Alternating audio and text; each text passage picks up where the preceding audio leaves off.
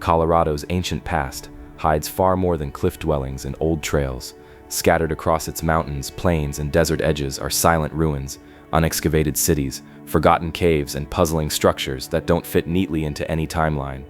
These places feel older than the stories we tell about them, and each one leaves you wondering what Colorado still hasn't revealed. Hovenweep Towers. When you first walk up to the Hovenweep Towers, the place doesn't announce itself with anything grand. There's no big entrance sign with theatrics or a sweeping overlook that tries to sell you on the mystery. Instead, you step onto a quiet stretch of high desert where the land looks almost unchanged from 1,000 years ago. The silence feels old here. It settles around you in a way that makes you slow down whether you plan to or not. And then as the trail bends, these stone towers rise out of the landscape like they've been waiting for you to notice them. They stand on the edges of canyons, along natural cracks in the earth, perched on boulders that seem too unstable to hold anything, let alone multi-story architecture. And right away, you feel that they aren't normal ruins, they're deliberate, purposeful. And the more you look, the more you start wondering what exactly these ancient builders were trying to protect or understand. The towers are the lasting fingerprints of the ancestral Puebloans, people who lived across the Four Corners region long before the arrival of Europeans. But even that simple statement opens a door to bigger questions. These structures don't line up with average domestic buildings. They're built in strange locations, tight canyon rims, narrow points between drainages, places where the wind cuts hard and the footing isn't friendly. You imagine trying to build a tower on a rock ledge today, and it already sounds stressful. Now picture doing it with stone tools, no modern scaffolding, and a desert climate where one bad season could be the difference between abundance and hunger. The commitment behind these towers suggests they mattered for reasons beyond ordinary life. As you circle them, it's hard not to keep scanning the landscape, trying to spot the next one hidden in the stone. Hovenweep isn't one single cluster, it's a spread of sites: Square Tower, Twin Towers, Hovenweep Castle, Boulder House, Cajun, Cutthroat, Holly. Each location has its own layout, its own choices in construction, its own view over the canyon systems. Some towers lean inward slightly, like they were built with careful geometry. Others feature thick walls with tiny windows cut at angles that seem too specific to be random. Many archaeologists think those openings were placed for line-of-sight communication, or even possible celestial tracking, especially when you pay attention to how the sunlight moves inside the rooms. But none of these theories lock in with certainty, and that uncertainty is part of what makes Hovenweep feel alive. The site still guards its secrets. The deeper you explore, the more the place plays with perspective. One tower sits directly atop a boulder that split from the canyon wall ages ago. It shouldn't be possible for a stone building to stay balanced on something that unstable. But there it is, surviving centuries of storms and seismic shifts. Another tower sits right at the lip of a canyon, as if the builders wanted a clear, uninterrupted view of whoever crossed below. You start asking yourself, was this territory watched, controlled? Was the community worried about outside threats? Or were these vantage points meant for something else entirely? Maybe spiritual purpose, ritual gatherings, or astronomical observation. The land offers all these possibilities and shuts none of them down. And then there's Square Tower, the most striking structure in the group. It rises nearly perfect and vertical, tucked right next to a spring. Springs in the desert aren't just water sources. They're lifelines, spiritual sites, places where belief and survival intersect. Building a tower next to a spring might mean protection, or reverence, or both. You look at the tower's smooth corners, the precision of its masonry, the shadow it casts into the canyon. You can't shake the sense that whoever built it cared about the message it sent to anyone approaching from a distance. But as impressive as the towers are, the real mystery rests in what's missing. By around the late 1200s, the entire region was almost suddenly abandoned. The ancestral Pueblo communities that had developed elaborate architecture, agriculture, and trade connections across the Southwest didn't fade slowly. They relocated, leaving behind towers, homes, storage rooms, pottery, and the remains of daily life. Why? The theories weave together climate change, social stress, warfare, spiritual shifts, or something more complex involving all of those at once. But walking among the towers, that question feels heavier. You can picture a community climbing these ladders, keeping watch over these canyons, tending crops, gathering water, raising families, and then one generation later, the place falls quiet. Some visitors feel a strange emotional pull at Hovenweep, not fear or unease, just a sense that the land remembers more than it shows. The wind whooshes through the canyon in a steady, hollow tone, Ravens sometimes drift above the towers, circling like they're tracing invisible boundaries. When you place your hand on one of the walls, the stone still holds the warmth of the sun. It's easy to imagine the builders doing the same thing centuries ago, checking the alignment of a new stone, measuring a foundation, or pausing to watch the horizon. These towers aren't ruins the way European castles are ruins. They're closer to preserved thoughts, ideas in stone left behind by people whose names we'll never know. The layout of the structures hints at patterns that aren't fully understood. Some towers are round, others square or D-shaped. Some contain multiple rooms stacked vertically. The craftsmanship varies from site to site, suggesting different families or groups contributed their own techniques. Yet they all fit within a shared tradition of stone architecture found across the region. That consistency raises more questions about how people coordinated building styles over long distances. If the towers communicated with one another or served as waypoints in a broader network, that network has vanished from written memory. But when you stand in the canyon and look from one tower to another, you can't ignore the sense that they're part of a system. Even today, the site isn't heavily developed. You won't find crowds or loud displays. The trails are simple and clean, letting the ruins speak for themselves. When the sun starts dropping, the towers glow orange along the edges, and the shadows stretch like they're reaching across the canyon. If you stay long enough into twilight, the sky deepens into a dark blue dome, and the stars come out sharp and clear. It hits you then that ancient people likely watched the same stars from these towers. Maybe they used them to track seasons, or maybe they just found comfort in knowing the sky was predictable, even when the world on the ground wasn't. In the present day, Hovenweep is protected, but it still feels fragile. The structures aren't restored with heavy-handed reconstruction. They're stabilized, cleaned, and left as close to original condition as possible. That means some walls remain cracked, and some towers lean a little. But that honesty adds to the atmosphere. You're not walking through a replica, you're walking through what remains of a once-living community. If you ever visit, one of the strongest impressions is how quiet it is. Even with other people around, the land absorbs sound. You can hear the crunch of your own steps, the soft roll of wind, the occasional bird. It's the kind of quiet that makes you think more slowly and notice details you'd usually skip over. The texture of a stone, the pattern of a doorway, the faint reddish tones in the mortar. When you leave, you carry that stillness with you for a while. Hovenweep's mystery isn't dramatic or loud. It sits in the architecture, the sudden abandonment, the unanswered questions, and the way the towers continue to stand despite everything time has thrown at them. The site feels like a conversation that never got finished. It offers clues but not conclusions. And maybe that's why it lingers in your head long after you walk away.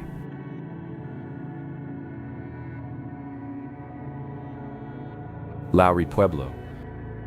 When you first arrive at Lowry Pueblo, it doesn't try to impress you with dramatic cliffs or towering monuments. Instead, it sits quietly on a flat stretch of desert, almost blending into the landscape if you're not paying attention. At a glance, the place looks simple, a cluster of stone walls, a wide open sky, a hush that feels too deep for a site this close to the modern world. But the more time you spend here, the more you realize how unusual Lowry Pueblo truly is, and why it stands out among the ancient sites of the Mesa Verde region. The first thing you notice is its layout. Lowry isn't scattered across mesas or hidden inside canyons like many other ancestral Puebloan settlements. It's compact and deliberate, almost like the builders wanted everything organized around a central idea. That idea hits you the moment you walk up to the Great Kiva. It sits at the heart of the ruins, wide and circular, built with a level of precision and intention that tells you it wasn't a casual construction. Great kivas aren't simple gathering places. They're ceremonial, communal, and deeply symbolic.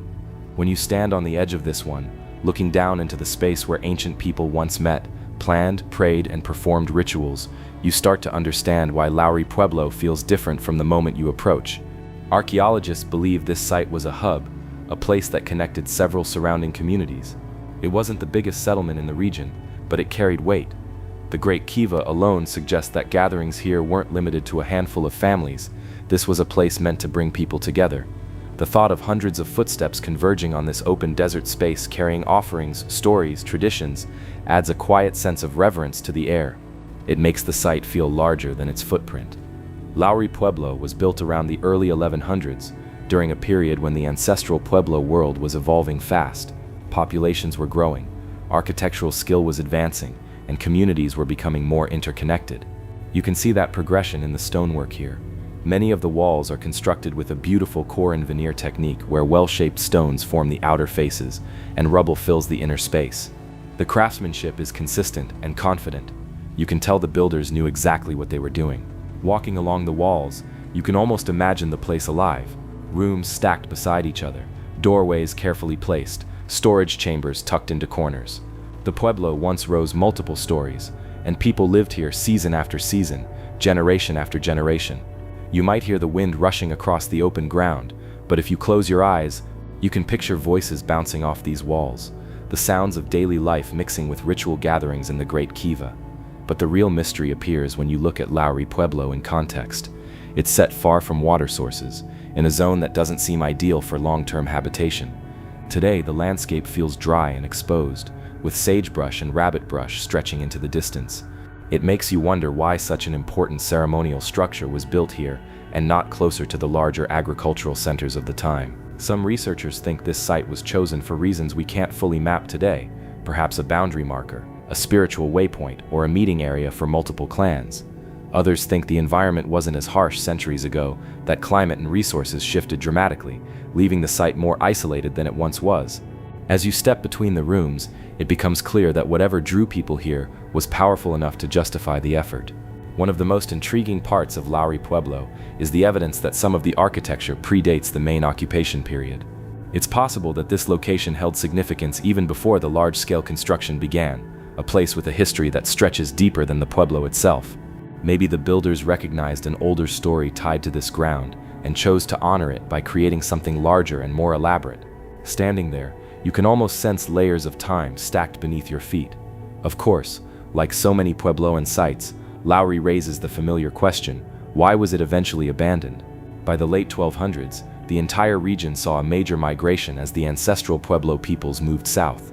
Climate instability, drought, social stresses, and resource pressures are all possibilities. But at Lowry, the abandonment feels especially abrupt. When archaeologists excavated the site, they found tools left behind as if people intended to return. Some rooms still held storage vessels. The Great Kiva, once a centerpiece of community life, fell silent without any clear signs of conflict or destruction. There's a certain heaviness to that silence. You stand inside the Great Kiva, its floor now open to the sky because the protective roof is long gone, and imagine what the last ceremonies must have felt like. Maybe the final gathering wasn't a dramatic farewell, but something quieter. Maybe the people hoped the rain would return, and the community would resume life as normal. Maybe the last fire lit in the Kiva was meant to be one of many, and then time moved on, and they didn't come back. Today, the site is preserved with light touch. Modern stabilization keeps the walls standing, but nothing here feels overly reconstructed. You can still see the original stones shaped by hands centuries ago. You can still trace the outlines of rooms without feeling like you're walking through a museum exhibit. That authenticity makes the site feel raw in the best way. It hasn't been polished into a tourist spectacle. It's simply there, open to the sky, letting visitors interpret its story for themselves. The quiet at Lowry Pueblo can catch you off guard. There's so much open land around it that sound travels smoothly but softly. You might hear a hawk circling high above or the crunch of a lizard in the brush, but mostly it's just you, the stones, and the wide horizon. The air smells faintly of dust and sun-warmed sage. You notice how the wind breaks differently against the walls. Slower, almost respectful. It's the kind of place that encourages reflection without forcing anything on you.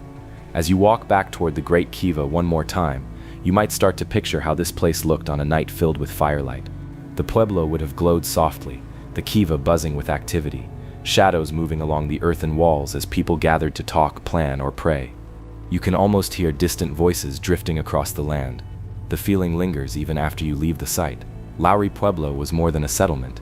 It was a meeting ground, a ceremonial heart, and a place chosen with meaning that isn't fully visible anymore. In the present day, Lowry still carries that quiet gravity. There's nothing flashy here, no dramatic cliffs or complicated ruins, yet the mystery is strong, rooted in why people chose this place, why they invested so much into building it, and why they eventually walked away. The answers shift depending on how long you stay and how much you pay attention. It's a site that doesn't insist on a single interpretation. Instead, it leaves space for you to stand in the wind, look across the desert, and consider how much of the ancient world still sits just under the surface, waiting for someone to notice.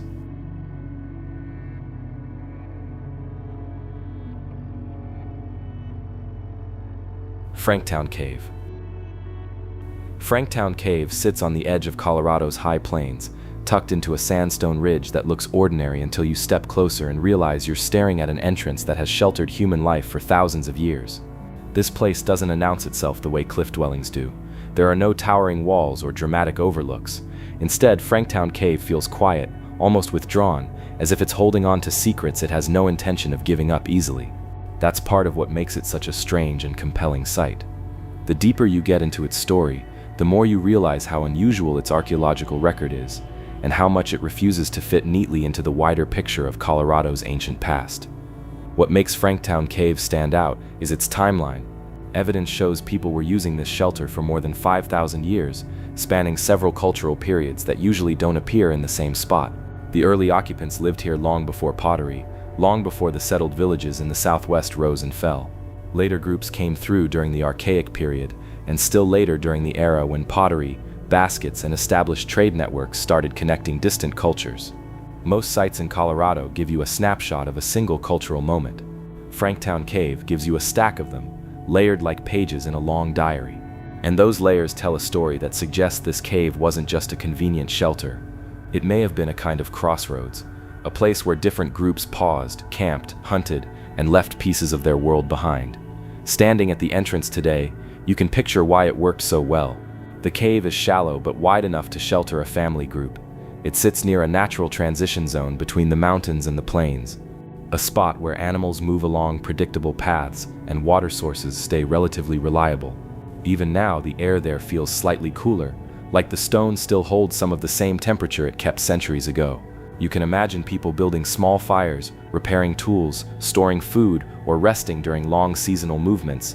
But what makes Franktown Cave truly mysterious is that the objects left behind show a kind of cultural mixing that doesn't match the usual patterns.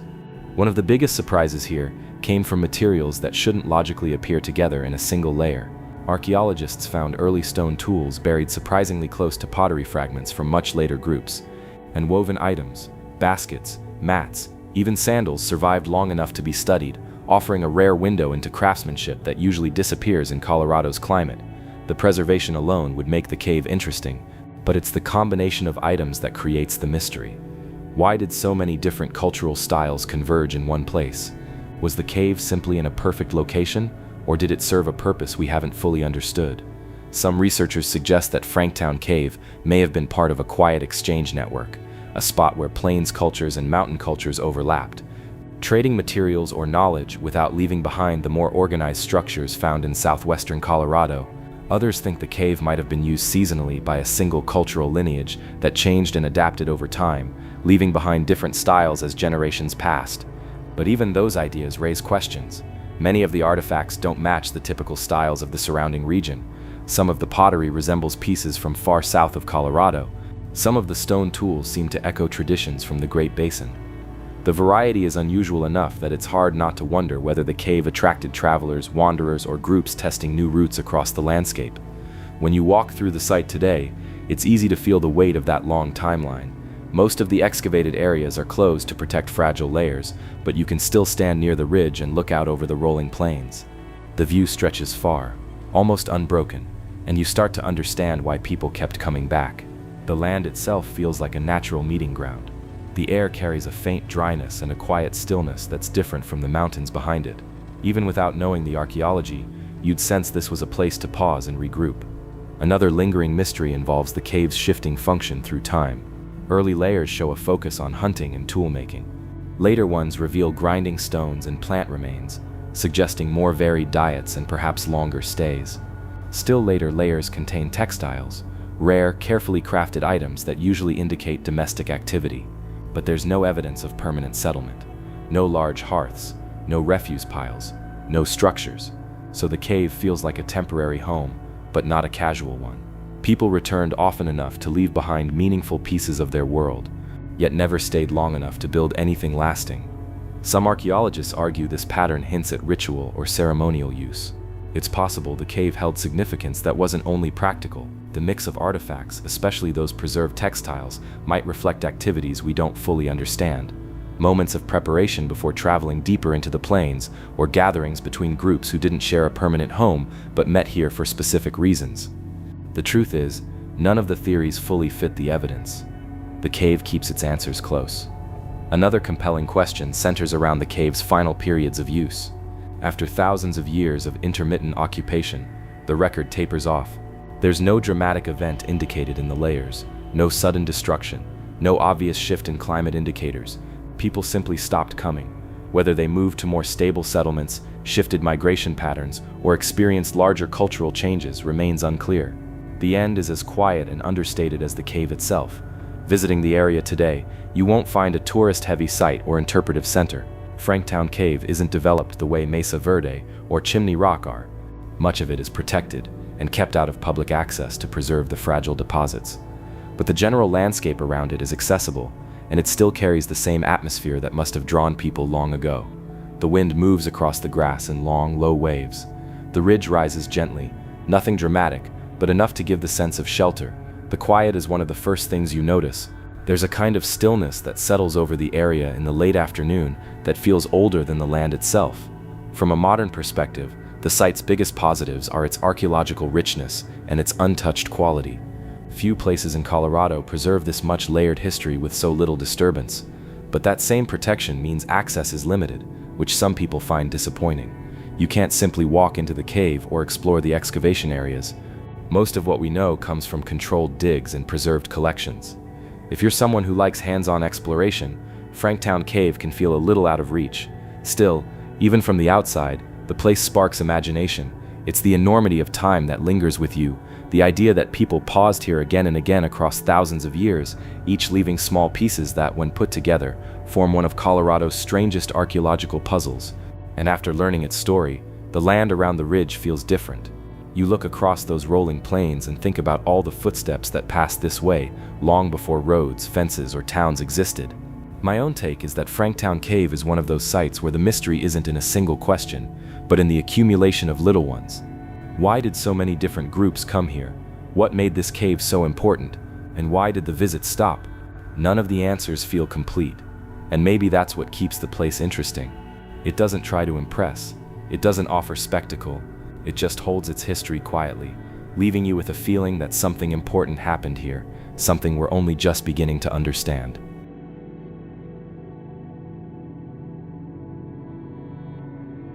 Yucca House, Unexcavated City. Yucca House is one of those places that doesn't look like much when you first arrive. There are no tall walls rising from the ground, no reconstructed buildings, no polished visitor center. At a glance, it's just a quiet patch of land surrounded by open fields and low mounds.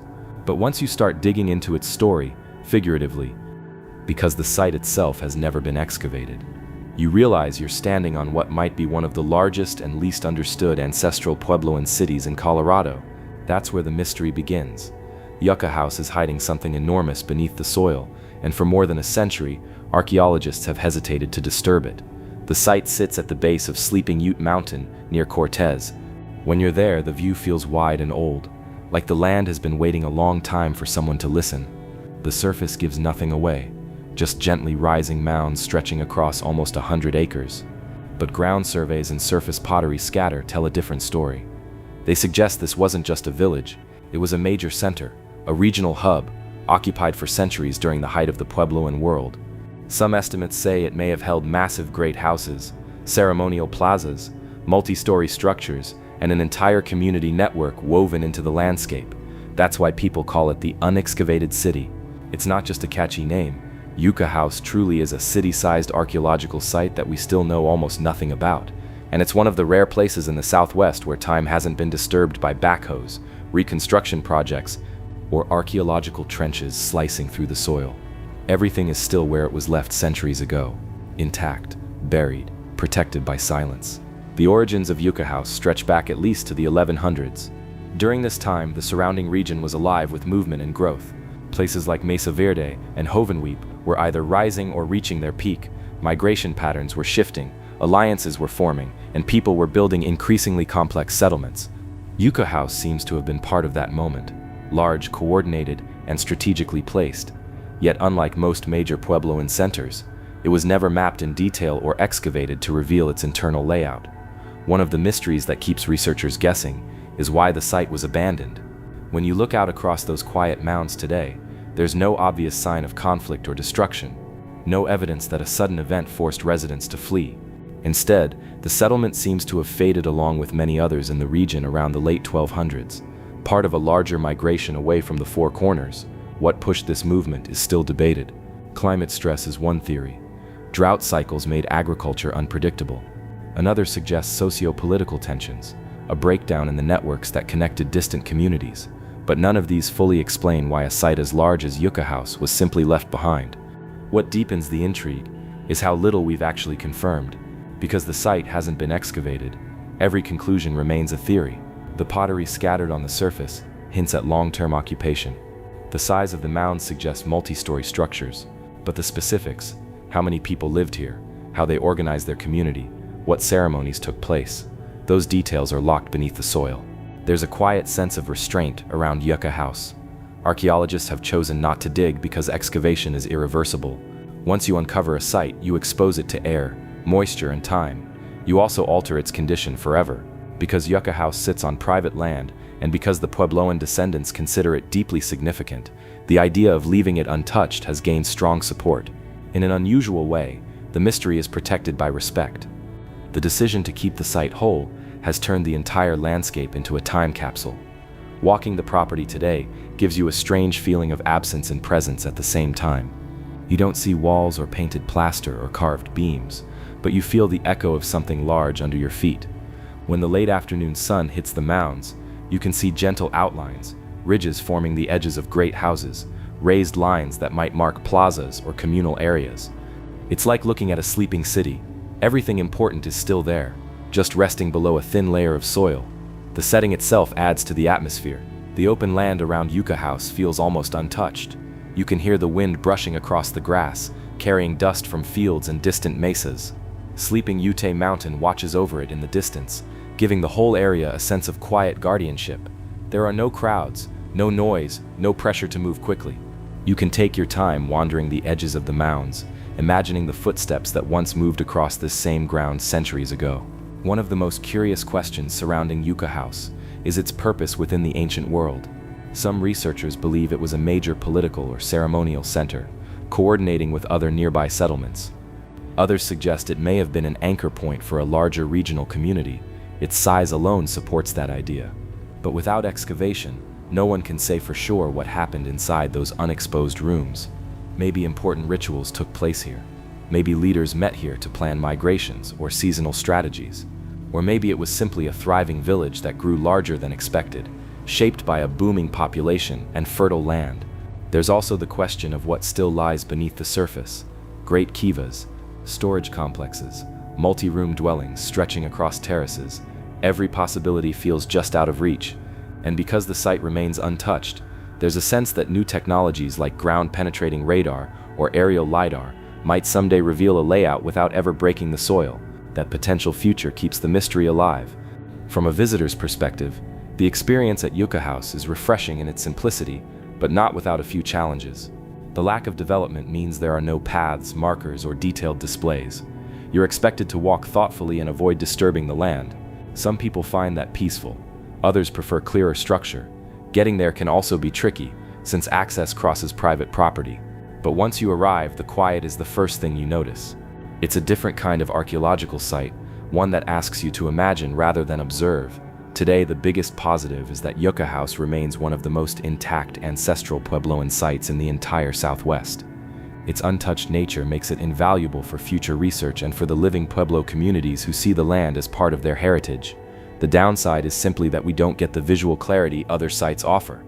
There's no reconstructed cliff dwelling to admire, no excavated rooms you can peer into.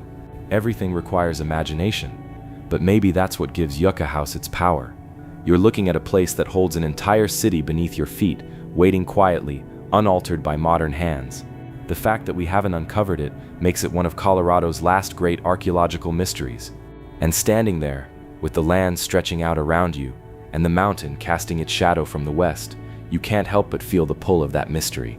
It leaves you with the sense that some stories are meant to rest a little longer, held safely in the earth until the right moment arrives to reveal them.